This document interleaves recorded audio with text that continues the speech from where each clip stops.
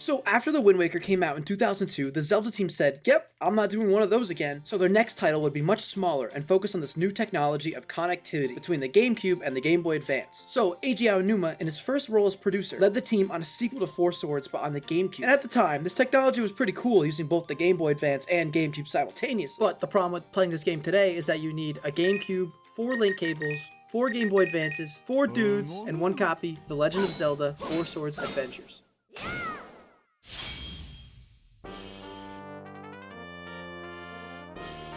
Or just Dolphin Emulator in a ROM.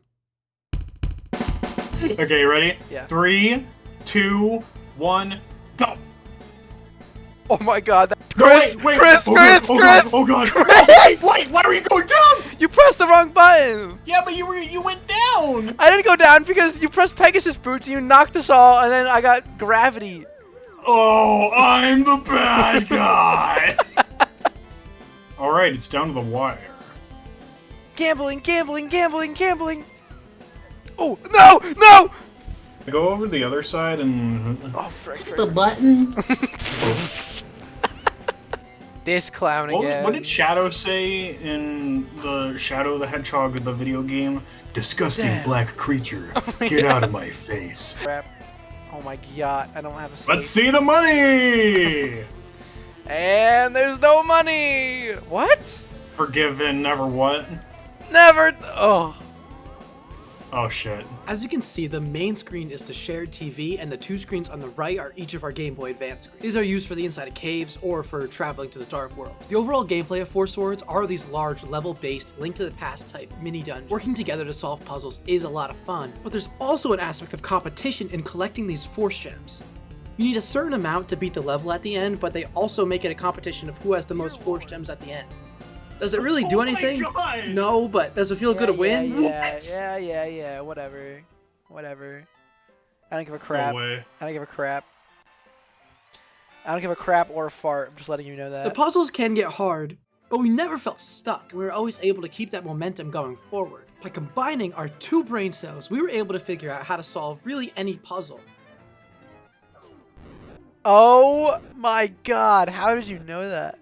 It just game sense, just pure game sense. That's huge. Each level has a classic Zelda item. Sometimes it's bombs, rocks, feathers, slingshots, hammers, and then you can upgrade it too to add different effects. It just keeps on adding on to the gameplay. It's a good idea. Where they really dropped the ball was in the storytelling. Not that 2D Zeldas have ever had these groundbreaking stories or anything, but something I appreciate Triforce Heroes for doing is standing out with the whole fashion aspect. In Four Swords, the storytelling is just generic, traveling through grass, desert, snow, etc. The plot is there's a secret Four Sword and there's an evil Shadow Link, and it makes 4 links, and you have to get the crystals from the Minish Cap and rescue the princesses from A Link to the Past with Wind Waker boss fights. Four Swords Adventures is the least talked about Zelda game, and it's because it doesn't leave any really lasting impact. Almost every asset feels reused from A Link to the Past and would later be used in the Minish Cap. It all leads to Four Swords Adventures having no real identity of its own. And that even leads into the visual presentation. It probably took like the same amount of time. I just did it twice. Oh my Whoa! That looks so terrible. bad. Yeah, that looks God! It terrible. looks so bad! Oh wait, what am I Oh, doing? What am I dude. doing? It's, Here, we yeah. gotta play Merging tennis. the Game Boy Advance pixel sprites and then GameCube effects is a really cool idea that allows some moments to stand out, like enemy particle effects. Sometimes it really feels like a precursor to those influx of HD 2D games that we see nowadays, like Octopath Traveler. But other times, it makes the game look like they're just floating GIFs around the screen. And to finish out the whole presentation with the music, I think it sucks. The original songs that aren't the ones just reused from A Link to the Past are not great, do not stand out, and they don't take advantage of what the GameCube can really perform. Do all these things stop the overall experience from still being a fun time? No, not at all. Four Swords Adventures was, though, barring how generic it can be at times, still a lot of fun, until you get to a certain level.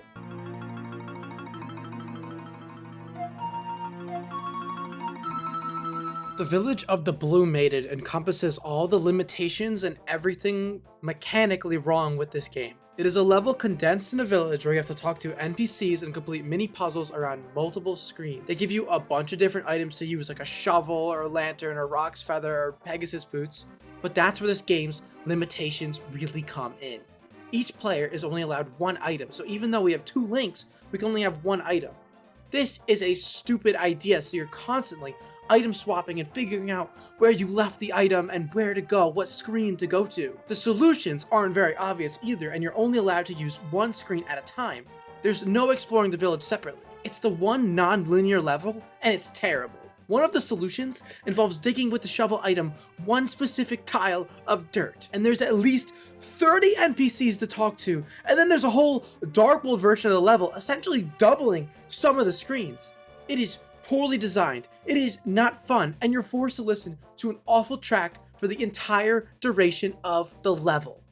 I'm sick of force gems. I don't even want them anymore. I don't want them. Nintendo's doing a really good job at making me hate this game right now. Yes, same. This level was so bad that we eventually just gave up and used the guide. The Village of the Blue Maiden is up there with Detroit and Baltimore as worst US cities to visit. Oh my god. Thank fucking Christ. Worst level ever. Oh my god, that was so bad. Wrapping up Four Swords Adventures, it's the least talked about Zelda game, the worst selling, and has a troubling identity crisis, with a gimmick that makes it incapable of being ported to modern consoles. 14 force fairies. We are never gonna die. Yeah. No. We got force out the ass, as they say. Dolphin makes it pretty piss easy to squad up with your friends, so I do recommend at least trying out to yourself, just to see what it's all about. I think it's very fun, but honestly objectively middling in my books. And of course, a big shout out to Heart Healthy Henry for playing Four Swords Adventures with me all the way through. It was very fun, and it took us like 4 months, but we did it.